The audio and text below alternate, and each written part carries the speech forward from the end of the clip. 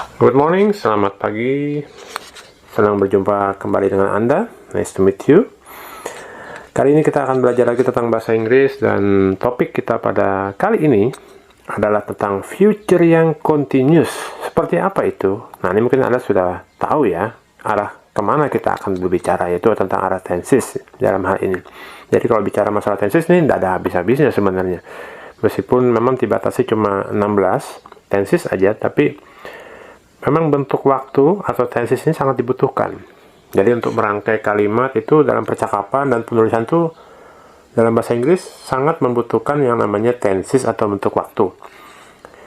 Baik itu mungkin di waktu lampau, sekarang, dan di masa depan, semuanya membutuhkan tenses yang berbeda. Jadi berbeda dengan bahasa Indonesia ya, mungkin bentuk waktu, masalah waktu lampau, sekarang, dan masa depan kayaknya sama aja ya, kayaknya sama. Tapi kalau di bahasa Inggris tidak sama.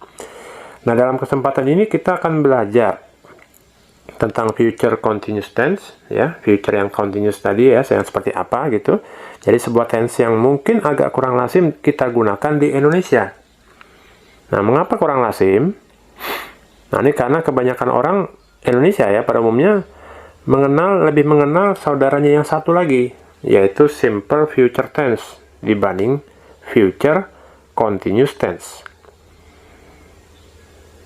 Nah, sebenarnya ada kemiripan, ya, namun tidak mirip banget sebenarnya ya antara simple future tense dan future continuous tense. Jadi kalau simple future tense hanya sebatas akan, yaitu menyatakan kegiatan atau aktivitas yang akan berlangsung di masa atau waktu yang akan datang. Itu kalau simple future tense. Tapi future continuous tense lebih spesifik, jelas, dan terencana dengan lebih matang karena digunakan untuk menyatakan kegiatan atau aktivitas yang sedang dalam kurung dalam hal ini ya, yang sedang akan berlangsung di masa atau waktu yang akan datang. Jadi intinya kalau simple future tense itu peluang terjadi kegiatannya adalah sekitar, ya kalau saya katakan tuh 50-60%. Tapi kalau future continuous tense, kemungkinan peluang terjadi kegiatan adalah 80-90%. Jadi peluang terjadinya itu lebih besar dibandingkan cuma sekitar simple future tense yang mungkin 50-50 lah ya. Bisa terjadi, bisa juga tidak. Dalam membuat kalimat future continuous tense, jadi kita harus mengetahui aturan-aturan tata bahasa yang menyertainya. Jadi ada aturan-aturan yang harus kita ikuti. Jadi tidak bisa asal menggunakan, apalagi dalam tulisan ya. Jadi kita harus betul-betul mengerti bagaimana penempatan bagian-bagian tertentu itu. Nah, dalam hal ini kita akan membahas sedikitnya 3 aturan yang dibutuhkan untuk merangkai kata menjadi kalimat-kalimat dalam tense future continuous tense. Oke, kita langsung saja ya. Yang aturan pertamanya, ketahui pola kalimat atau sentence pattern future continuous tense. Nah, ini masalah pola kalimat atau sentence pattern ini, setiap tense itu memang berbeda satu sama lain. Mungkin kalau Anda yang sudah pernah belajar di sekolah dulu ya, di lembaga pendidikan atau di kursus, pasti Anda mungkin kalau yang terutama yang bingung, wah ini kok banyak betul ya, pola kalimatnya berbeda-beda, memang seperti itu. Nah, demikian juga dengan pola kalimat sentence pattern dalam tenses future continuous tense. Jadi polanya seperti apa sih? Nah, ini dalam hal ini contoh pola kalimat pernyataan atau positive sentence ya.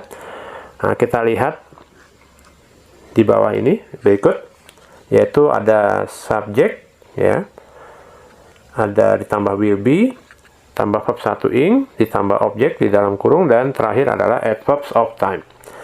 Nah, ini untuk subjek, jadi semua kata ganti orang atau personal pronouns ya dalam bahasa Inggrisnya bisa digunakan apapun itu, misalnya kayak I, saya, you, kamu atau kalian, we, kami, they, mereka, he, dia untuk yang laki-laki, she, dia untuk yang perempuan, dan it untuk tumbuhan, hewan, benda, dan lain sebagainya, bisa menjadi pelaku di awal kalimat. Subjeknya itu ya, itu tidak ada batasan. Nah, untuk will be, setelahnya itu tadi adalah elemen berikut yang sangat penting. Jadi ini harus ada. Jadi ibaratnya gitu, dalam pola kalimat ini. Jadi sangat penting ini elemen berikut ini will be ini karena sebagai kata kerja bantu atau dalam bahasa Inggrisnya auxiliary verb. No will be, no party. Jadi tidak ada will be tidak bisa terrealisasi. Jadi kekurangan will be tidak akan membentuk kalimat yang utuh di dalam future continuous tense. Nah, setelah will be sebagai kata kerja bantu, otomatis menyusul kata kerja utama atau main verb. Yang dalam hal ini adalah kata kerja dasar, yang biasanya di Indonesia disebut sebagai kata kerja pertama, verb 1. Jadi memang istilahnya supaya lebih mudah dimengerti ya, di Indonesia memang disebutkan verb 1. Nah, kalau di bahasa Inggrisnya namanya kata main verb atau kata kerja dasar. Nah, ini contohnya seperti ini, misalnya kata go, pergi, eat, makan, drink, minum, dan lain sebagainya. Jadi masih banyak lagi kata-kata kerja yang bisa kita gunakan, dan mungkin nanti Anda juga bisa mencarinya juga di Google ya, daftar kata kerjanya. Tapi tidak cukup dengan mencantumkan kata kerja dasar tanpa imbuhan. Jadi ini kata kerja dasarnya tidak cukup cuma sekedar go, eat, atau drink saja. Atau yang kata kerja yang lain ya, cukup satu kata kerja dasar cukup tidak. Jadi harus ada imbuhan, dalam hal ini ada embel-embel di belakangnya. Akhirannya, jadi melekat pada kata kerja pertama tadi, kata kerja verb 1 tadi ya, verb 1. Nah, akhiran ing-nya perlu disematkan. Jadi dari kata kerja go menjadi going, eat menjadi eating, drink menjadi drinking, dan seterusnya. Jadi ada ing. Ya sesuai dengan sesuai dengan apa? Istilahnya ya, continuous, artinya berkelanjutan. Jadi sedang dilakukan. Nah, terus kemudian kita berlanjut lagi ke komponen berikutnya, yaitu objek. Nah, ini objek tidak selalu harus ada. Karena sebagai kalimat sederhana, subjek sama predikat sudah cukup sebenarnya ya. Subjek atau subjek dan kata kerja ya, sudah cukup sebenarnya. Tapi, kalau ada objek ya bagus juga. Nah, tapi tidak mesti harus ada. Jadi, objek ditempatkan di dalam kurung, menjadi intinya ya boleh ada, boleh juga nggak ada. Tidak apa-apa, sejauh masih ada subjek dan predikat. Predicate ya, subjek dan predicate. Nah, ini tidak lupa, tapi yang terakhir ini adalah, ini penting ya. Karena kalau tidak ada yang terakhir ini agak susah, yaitu ada kata keterangan waktu atau adverbs of time. Jadi kenapa kita gunakan ini ya? Ini karena ini menjadi pembeda dengan tenses yang lain, baik mungkin simple present tense, present continuous tense, dan lain sebagainya. Jadi untuk mempertegas kegiatan atau aktivitas yang sedang, dalam kurung ya, sedang akan terjadi di masa yang akan datang. Jadi kalau tidak ada, agak sedikit membingungkan nanti. Jadi kapan terjadinya ini? Karena kan namanya juga tense adalah bentuk waktu. Jadi keterangan waktunya, kata keterangan waktunya harus ada. Bisa dibilang seperti itu. Nah, ini contoh kalimat positifnya ya. Kalimat pernyataannya atau positive sentence. Yang contohnya, saya sedang dalam kurung itu ya, akan menonton TV malam ini. I will be watching TV tonight. Kenapa tidak saya akan menonton TV malam ini saja? Tidak pakai sedang ya. Kenapa sedangnya harus ditulis dalam kurung seperti ini? Karena untuk membedakan dengan yang tadi yang kita sebut di awal tadi sebelumnya, yaitu membedakan dengan simple future tense, karena hampir sejenis. Cuma bedanya kalau misalnya saya akan menonton TV malam ini, kita kalimatnya akan menjadi seperti ini. I will watch TV tonight. Tanpa be, tanpa ing juga. Nah, itu yang jadi masalah. Kalau seandainya kita tidak pakai sedang dalam bahasa Indonesia ya, terjemahan sedang, itu akan membingungkan nanti. Makanya ini perlu penjelasan di dalam kurung sedang, karena mungkin Indonesia mungkin kita ucapkan saya akan menonton TV tadi malam ini ya, mungkin bisa saja ya dalam pengucapan, tapi kalau dalam penulisan memang lebih baik pakai sedang. Nah, terus kalau untuk dia laki-laki sedang akan belajar matematika besok pagi, he will be studying math tomorrow morning. Terus mereka dalam kurung sedang akan bermain sepak bola Sabtu depan, they will be playing football next Saturday. Nah, itu seperti itu ya kalimat pernyataannya atau positive sentence. Nah, bagaimana dengan kalimat menyangkalnya atau negative sentence dan kalimat pertanyaan atau interrogative sentence? Nah, pola-pola kalimatnya seperti apa sih? Nah, ini berikut pola-pola kalimatnya. Untuk negative sentence atau kalimat menyangkal yaitu subject plus ditambah will not be. Nah, jadi ada not di antara will sama be. Yang selebihnya verb ing, objek, dan adverb of time sama urutannya. Dan untuk kalimat pertanyaan atau interrogative sentence, maka pola kalimatnya menjadi seperti berikut, yaitu will plus subject plus be. Jadi subjek diapit oleh will dan be, terus verb ing, objek, dan terakhir adalah as verb of time. Urutannya juga sama, tidak berubah. Nah, ini contoh. Kita beralih ya ke contoh kalimat, 3 kalimat positif sebelumnya kan kita rubah ke dalam pola kalimat sentence, negative sentence dan interrogative sentence. Jadi kan untuk kita rubah dalam kalimat negatif, kalimat menyangkal, dan kalimat pertanyaan. Nah, ini seperti ini contohnya ya. I will not be watching TV tonight. Jadi saya tidak akan sedang menonton TV malam ini. He will not be studying math tomorrow morning. Dia tidak akan sedang belajar matematika besok pagi. Dan they will not be playing football next Saturday. Mereka tidak akan sedang main sepak bola Sabtu depan. Untuk kalimat interrogative sentence, maka akan menjadi seperti ini. Will I be watching TV tonight? Akankah saya sedang menonton TV malam ini? Tergantung. Ini mungkin pertanyaan untuk temennya. Mungkin ya sekedar bertanya. Mungkin mau ngajak jalan tapi nggak enak gitu ya. Lawan bicaranya siapa tahu kan pengen ngajak jalan misalnya gitu kan. Ngetes-ngetes saja mungkin. Oke, dan will he be studying math tomorrow morning? Ya, akankah dia dalam kurung laki-laki sedang belajar matematika besok pagi? Dan will they be playing football next Saturday? Akankah mereka sedang bermain sepak bola Sabtu depan? Nah, ini untuk kata ganti orang ya. Dia laki-laki. Nah, ini memang agak kedengaran aneh mungkin kalau Anda dengar ini ya. Untuk mengartikan he, LK di sini maksud saya laki-laki ya, LK-nya tuh. Nah, kenapa begitu? Karena untuk menghindarkan kesalahan dalam menerjemahkan she, yang berarti dia untuk perempuan juga. Jadi artinya kan sama-sama dia. Nah, cuma bedanya kalau dalam bahasa Inggris kan perbedaan dianya he kalau untuk laki-laki, dianya kalau yang she tambahkan s kan ibaratnya gitu ya. Nah, kalau Indonesia kan tidak seperti itu ya. Bisa dibilang begitu. Dia untuk laki-laki sama dia untuk perempuan sama.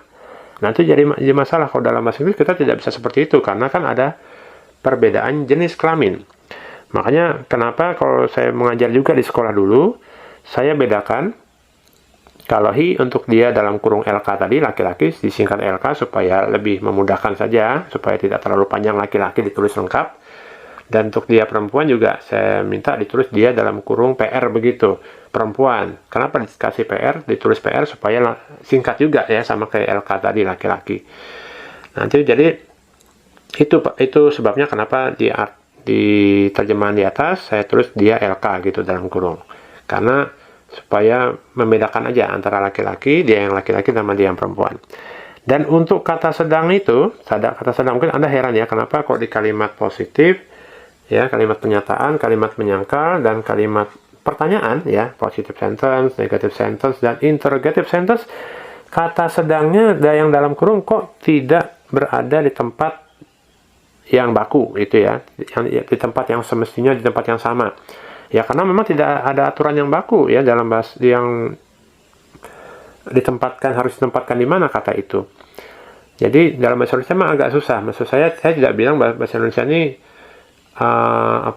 ya kan karena memang budayanya berbeda juga ya. Pola kalimatnya, aturannya berbeda. Jadi memang kita harus sesuaikan dengan waktu menerjemahkan tuh harus sesuaikan dengan budaya dari Inggris sana. Dan waktu diterjemahkan dalam bahasa Indonesia memang harus disesuaikan dengan, kalau saya sih bilang sih ya, kenyamanan masing-masing orang ya. Dalam hal ini kalau saya kan sebagai guru bahasa Inggris, saya nggak tahu dengan guru-guru bahasa Inggris yang lain. Nah, saya sih tergantung, memang saya merasa nyaman kalau menerjemahkan sedangnya di positive sentence, ya sebelum akan. Ya, kalau dalam kalimat negative sentence, sedangnya sesudah tidak akan gitu ya. Dan kalau untuk kalimat pertanyaannya malah akankah di depan, di awal kalimat. Jadi seperti itu. Jadi saya tidak tahu dengan guru-guru bahasa Inggris yang lain mungkin punya cara yang berbeda, tapi pada intinya sama saja ya. Nah, sedang ini adalah penekanannya pada kata sedang akan terjadi. Jadi kegiatan yang akan sedang terjadi atau sedang akan terjadi di waktu yang akan datang. Gitu. Perkara mungkin sedangnya posisinya berbeda ya tidak masalah sebenarnya. Tapi dengan catatan ya memang maknanya jangan sampai menimbulkan kebingungan di mata peserta didik ya. Jangan sampai malah justru maknanya jadi melenceng, ya paling tidak mendekati lah, seperti itu. Nah, jadi intinya pola kalimat atau sentence pattern perlu diketahui dan diaplikasikan dengan baik secara lisan dan apalagi tulisan. Nah, jadi jangan cuma lisan ya, tulisan juga penting juga. Harus jelas, kalau tulisan memang harus betul-betul benar. Kalau lisan ya mungkin masih bisa keliru-keliru, mungkin asal mungkin kita lawan bicara kita bisa memahami ya tidak masalah. Tapi kalau untuk menulis harus tepat, kalau bisa diusahakan tepat memang. Oke, itu poin pertama tadi ya. Nah, sekarang poin kedua, aturan kedua yaitu biasanya disertai dengan keterangan waktu yang pas, yang pasti maksudnya, ya bukan pas saja, pasti. Nah, jadi kalau bicara tentang continuous, ya kan, bicara tentang kegiatan atau aktivitas yang sedang dikerjakan, otomatis ada rentang waktu yang cukup lama untuk melakukannya dan ada kejelasan keterangan waktu yang pasti. Nah, ini kenapa saya kasih tanda kutip yang pasti atau tanda petik yang pasti gitu ya, karena itu biasanya kita kan jelas ya, misalnya katakanlah saya besok ada rencana pergi ke Balikpapan jam 8, ini misalnya ya. Nah, kan ada rentang waktu itu naik mobil misalnya, kalau dari Samarinda ke Balikpapan, kalau saya kan tinggalnya di Samarinda nih. Nah, Kalimantan Timur ke Balikpapan juga, di Kalimantan Timur tuh waktunya sekitar 2 jam perjalanan kalau lancar pakai mobil. Kalau lewat jalan biasa, kalau jalan tol bisa sih sampai, ya nggak sampai 2 jam, bisa 1 jam atau 1,5 jam lah paling maksimal. Itu 100 km kalau jalan biasa. Saya nggak tahu kalau jadi jalan tol berapa kilometer. Nah, itu kan rentang waktunya jelas. Misalnya jadwalnya saya berangkat jam 8 sampai di sana jam 10 lah misalnya. Ya, jam 10 pagi, jam 8 pagi perginya, jam 10 sampai di Balikpapan dari Samarinda ya. Nah, itu kan jelas sedang akan dikerjakan besok hari Kamis misalnya, dari jam 8 berangkat dari Samarinda menuju ke Balikpapan jam 10 tiba. Nah, gitu. Jadi jelas harinya kapan, jam berapa, dan tujuannya kemana, nah, gitu ya. Nah, ini contohnya dalam kalimat, misalnya contohnya seperti ini. I will be making a cake at 7 o'clock tomorrow morning. Nah, ini misalnya saya sedang akan membuat sebuah kue pada jam 7 besok pagi. Nah, ini jelas. Jadi misalnya saya rencana nih membuat kue besok pada jam 7 pagi. Itu sudah dirancang tuh, sudah beli bahan-bahannya, sudah ada teman juga mungkin atau keluarga yang membantu. Jadi wah, ini sudah fix nih jam 7, nggak tahu sampai jam berapa ya selesainya, pokoknya sampai selesai lah buatnya. Nah, itu, jadi saya sedang akan membuat sebuah kue pada jam 7 besok pagi. Jadi jelas ada kegiatannya kan, membuat kue, terus jamnya jam 7 besok pagi, gitu ya. Nah, terus nih, she will not be listening to the radio at 8 p.m. tonight. Nah, ini dia dalam kurung PR, tidak akan sedang mendengarkan radio pada jam 8 malam ini. Nah, ini dalam hal ini penegasan juga ya, kalau dia, ya ini dianya entah siapa ya, tidak akan sedang ya, mungkin dia punya kegiatan lain, tapi ya karena mungkin biasanya mendengarkan radio pada jam 8 malam ini, tapi malam ini tidak gitu. Entah mungkin dia pergi dengan temannya mungkin, atau mungkin makan malam di rumah dengan keluarga, mungkin gitu, sedang akan makan malam mungkin, bisa saja. Nah, terus kalau dalam bentuk pertanyaan, will you be writing any letters at 9 a.m. next Monday? Akankah kamu sedang menulis beberapa surat pada jam 9 pagi hari Senin depan? Nah, ini rencana untuk mungkin minggu depan ya, ibaratnya ya. Mungkin hari ini kan, kalau saya waktu saya membuat video ini hari Rabu. Karena Senin depan, akankah Anda sedang menulis beberapa surat, misalnya di kantor, katakanlah begitu ya, menanyakan kepada teman misalnya. Nah, itu seperti itu. Jadi jelas mungkin tuh kegiatan rutin ya di kantor, menulis beberapa surat untuk para nasabah atau para klien misalnya. Nah, seperti itu. Nah, jadi seperti yang Anda lihat tadi, ada keterangan waktu yang pasti pada 3 kalimat sebelumnya yang tadi kita sudah bahas. Jadi pencantuman jam menunjukkan kepastian dan durasi kegiatan yang kemungkinan besar, kemungkinan besar akan terwujud. Jadi memang namanya kegiatan yang akan terjadi di masa depan itu kan bisa juga terjadi, bisa juga tidak. Nah, jadi memang kemungkinannya bisa iya, bisa enggak. Tapi ya, kalau dalam future continuous tense itu biasanya terjadi karena memang ada perencanaannya, memang biasanya seperti itu. Beda dengan simple future tense memang. Nah, jadi kalau simple future tense ya I will make a cake tomorrow, ya kesannya tidak sama, tidak sekuat kan, tidak kuat. Dan tidak sepasti dengan I will be making a cake at 7 o'clock tomorrow morning. Nah, dalam future continuous tense. Jadi kesannya kalau memang Anda ingin menegaskan kepada lawan bicara bahwa Anda sedang akan melakukan suatu kegiatan esok atau di waktu yang akan datang, maka gunakanlah future continuous tense. Jadi untuk mempertegas gitu ya, karena ada waktu yang pasti kan, jadi mempertegas persentase terjadinya kegiatan atau aktivitas di masa yang akan datang. Nah itu jadi ini poin kedua ya, aturan kedua. Nah tentang keterangan waktu yang pasti. Nah sekarang yang poin aturan ketiga, yang terakhir, yaitu bisa juga sebagai pendahulu sebelum kejadian selanjutnya terjadi. Nah, jadi ini future continuous tense ini bisa juga digunakan untuk menyatakan kegiatan atau aktivitas yang sedang akan berlangsung sebelum kejadian berikutnya. Jadi misalnya katakanlah, ya mungkin pasti Anda juga sering ya, mungkin ada karena sedang menonton TV, ini sedang akan menonton TV, nanti mungkin rencananya besok malam ya, misalnya sedang akan menonton TV besok malam, terus teman Anda atau mungkin siapa ya akan datang juga besok. Misalnya kadang-kadang Anda menonton jam 7 sampai jam 9 misalnya. Ya, sedang akan menonton TV dari jam 7 sampai jam 9 malam. Nah, terus mungkin teman Anda akan datang jam 8 misalnya.